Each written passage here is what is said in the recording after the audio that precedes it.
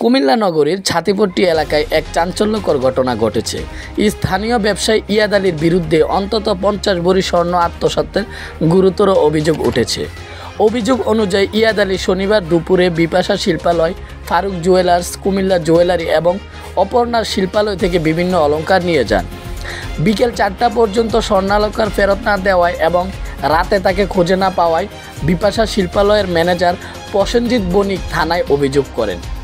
এ ঘটনায় রোববার সামাজিক যোগাযোগ মাধ্যমে ভাইরাল হয়ে পড়ে।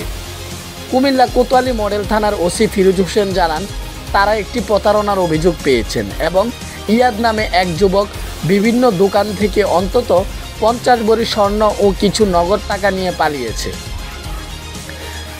বাংলাদেশ জুয়েলারি সমিতির কুমিল্লা জেলার যুগ্ম সাধারণ সম্পাদক আরিফ জামান আইন শৃঙ্খলা বাহিনীর কাছে এ প্রতারককে দ্রুত সময়ে গ্রেপ্তার করার অনুরোধ করেছেন। আমরা এই ঘটনার সঠিক তদন্ত এবং সত্য উদ্ঘাটনের অপেক্ষায় রয়েছি।